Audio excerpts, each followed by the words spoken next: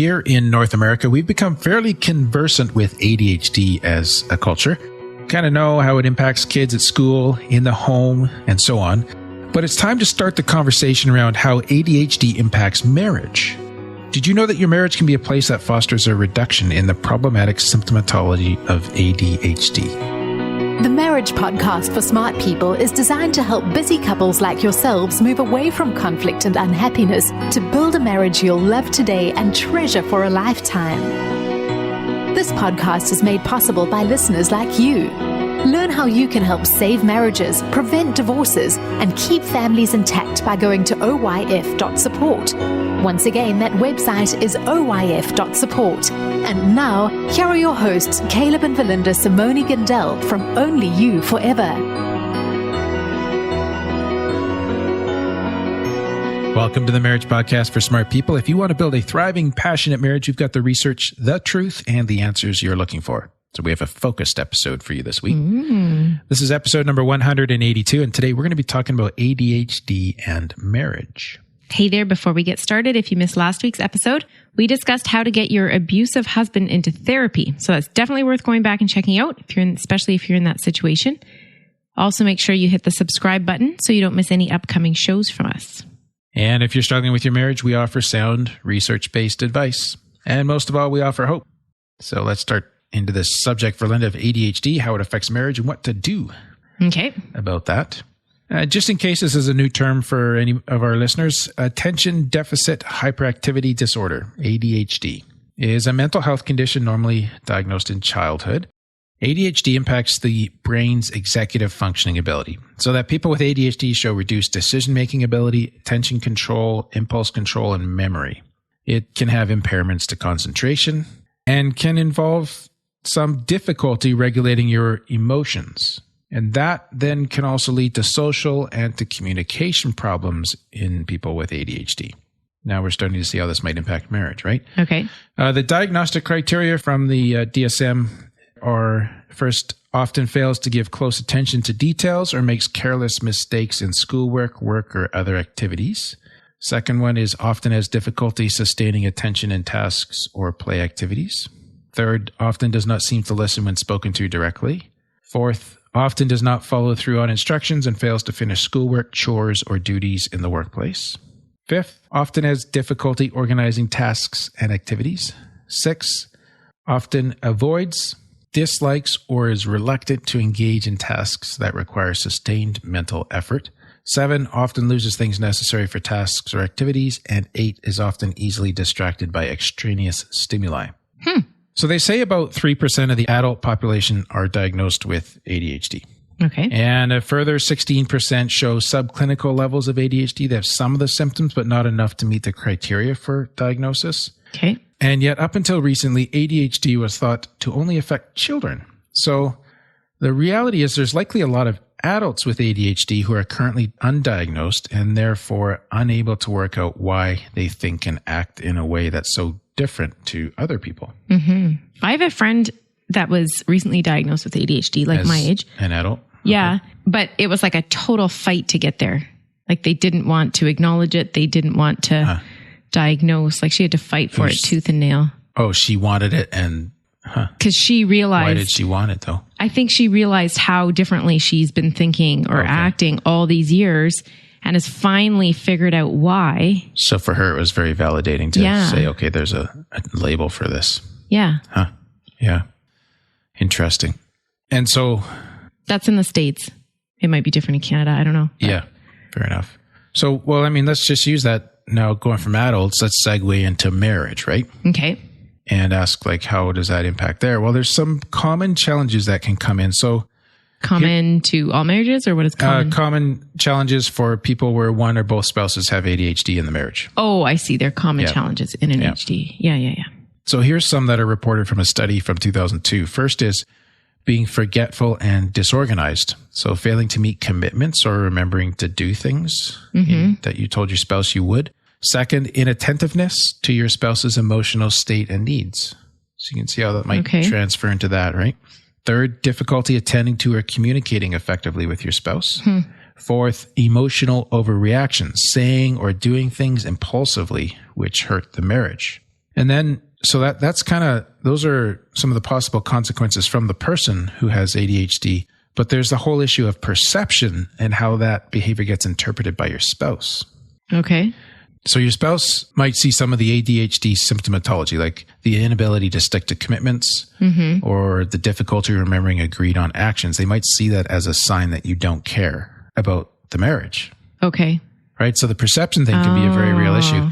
And further, ADHD, right, it also impairs communication often and listening skills, which can reduce intimacy and can lead to conflict as well. Yeah. Yeah.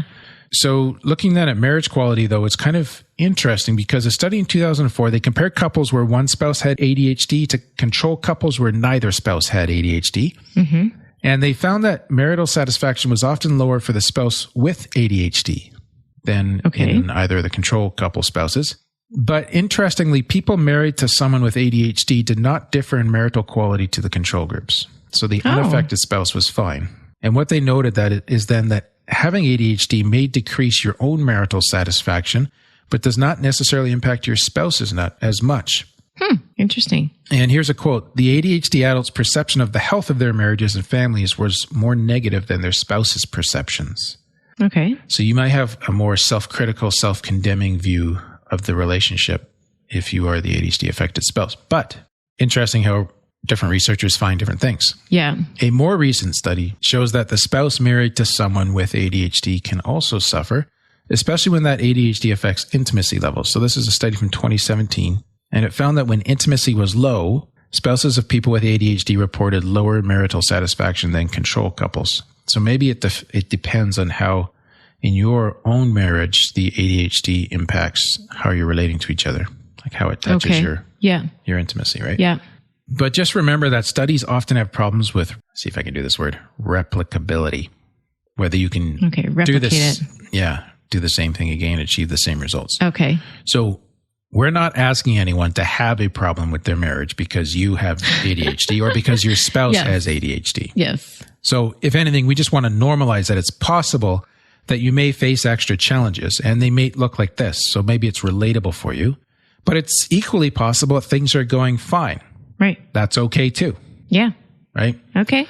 So just to kind of help around these things, we've created a bonus guide again, this time for our much appreciated supporters who experience ADHD as adults. And the guide has several great tips in it. We detail them out to help you bring the best version of yourself to your marriage. This is something that we all want to do. Yeah. But if you're a person that experiences ADHD, then you'll want to dial your approach in to accommodate that. Or to adjust for that, right? Yeah, yeah. And you can get this guide by becoming a patron of the Marriage Podcast for Smart People. We'll just take a 60-second break to tell you more about that. What happens when the fairy tale marriage meets reality? Too often, high expectations lead to disappointment, communication breaks down, and the struggles of day-to-day life become overwhelming, leaving you feeling lost and without hope. Unfortunately, marriage does not come with an instruction manual. Marriage troubles are deeply personal and can take a toll on you, your spouse, and your family. Counseling can be expensive and divorce is very costly. It doesn't have to be this way. Caleb and Valinda understand your pain and frustration. Their mission is to help save as many marriages as possible, and to date, thousands of couples are helped through their weekly podcast. But the most important marriage they want to help save is yours. With a minimum of a $10 investment a month, you gain access to exclusive bonus content and valuable information to help you succeed in your own marriage. Learn more about saving marriages and how you can help at oyf.support. That's oyf.support. You're listening to the Marriage Podcast for Smart People. Before the break, we're talking about marital quality and ADHD. And I want to switch and pivot here, Verlinda, to talk about how to help your ADHD spouse. Now, this is interesting because usually when we're talking about marriage issues, we're really keyed in on everybody taking responsibility for their own stuff. Yeah. And that's a good principle. But there are some things to be aware of that give you some leverage as a spouse of someone who experiences ADHD. I don't like the leverage. Yeah, I'll have to see where you're going with this because this sounds like, I'm going to leverage this to my advantage or... Well, think of it as couples in a dance. Okay. And so if you show up to dance one night and your spouse has a sore knee maybe you can adjust how you're dancing so that you guys can still find a rhythm that accommodates that knee. Okay. Okay. And that requires both people to participate, right? Right. So, okay. But you put me on trial here and we'll see how we do. Okay. So there's some mediating factors around ADHD and marriage. And mediating factors just say these are things that can influence your marriage for the better or for the worse. And they determine whether ADHD is going to negatively affect marriage quality. So if you work on these specific issues, you can reduce the effect that ADHD has on the marriage. Oh, okay. First one is intimacy. ADHD can reduce intimacy for the non-ADHD spouse by impairing communication and listening skills, and this negatively affects marital quality. But remember, you're in a marriage, and marriages are resilient. If you can find other ways to increase intimacy, you can reduce the impact there. Okay. Emotional regulation. ADHD makes it harder to control how you feel and express emotions.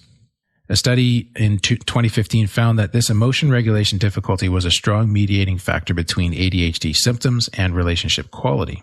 So, practicing healthy expression of emotions can reduce the impact of ADHD. This is something that you can set up as a mutual exercise, like, for example, a daily check-in with each other on feelings. Okay. Just that exercise of sharing one positive, one negative feeling every day. We're starting to work muscles now that will help strengthen the emotional regulation, the conversations we have, the connection. Just knowing what we're feeling and okay. Yes. Okay. Then there's conflict resolution tactics. So another study found that... Why aren't you pronouncing that name? Oh, because it has an accent over the G and I have no idea what to do with that. It found that the conflict resolution style of the non-ADHD spouse was a strong mediating factor between ADHD and relationship quality for both spouses. Okay, you just lost me in that sentence. So the person who doesn't have ADHD, their conflict resolution style has a big impact on the marriage quality for both people. Okay. Since, again, people with ADHD can show poor impulse control and emotional control, they can sometimes be prone to creating arguments and conflict. But I see what you're saying. Yes. Having a spouse then married to this person who's also prone to using hostile or aggressive conflict styles will create a very volatile marriage where satisfaction is likely to be low. So I'm not saying you have to turn around and be a doormat, but use more positive conflict resolution skills. You'll be able to create a happier marriage environment for both of you. Okay. So even though you might not, get the soft startup, you might get the explosion in your face. Yeah. How you react to that can and sometimes impact. Yeah, sometimes you can make a little bit of room for yourself there by just thinking, okay, this is the ADHD speaking. I don't have to take this personally. I'm going to go around it, use my positive skills. My husband's still here, right? Right. That kind of thing. Okay. And so I think that's pretty encouraging. There's also the whole negative beliefs thing with ADHD. So the problems experienced by people with ADHD then often lead them to form negative beliefs about themselves and their lives. Things like self-mistrust, like I cannot rely on myself, or failure, I let other people down, like if they experience a lot of failure, or instability, my life will always be chaotic, so why bother trying to fix it? There can be dependence. That's how I feel right now. Yeah. Well, our life is chaotic right now. Yeah, that's right. Dependent stuff. I cannot cope without other people helping me. And shame can also come in here too, right? I am useless. That kind of belief, right? Okay. Now, since people with ADHD are very impulsive and quick to act, they often act based on these beliefs before they really think it through. So you act out of that belief, right? Okay. And then that can create negative self-defeating behavior. So you think you're a failure, you believe you'll never be able to hold down a job, so you give up job hunting. You self-fulfill. Okay. Yes. Right? Gotcha. Yeah. And a spouse can help by spotting when their ADHD spouse is acting based on negative beliefs and challenge those underlying beliefs and then encourage them to act in a more positive way. And I would just say, make sure you ask your spouse's permission to do this. But over time, this form of support will help improve the beliefs that the ADHD spouse has, leading them to think and act in more positive ways. So this is how we can refine each other in marriage. Yeah. Too, right? Yeah. And then finally, there's the whole thing of helping them slow down. You can help your ADHD husband or wife to slow down, to think things through, to fight their natural tendency to be impulsive. For example, things like setting goals, Can you decide on specific things you want to work on as a couple rather than continuously jumping from one to the next? Yeah. See, I really like this work towards as a couple because maybe it's just my ears, but I'm kind of hearing like you're almost treating your spouse as a kid. You have to help them through this and you have to, Yeah. No, I don't want to. But it's working together as a couple. Right. To get these outcomes. Right. And yes, how you react.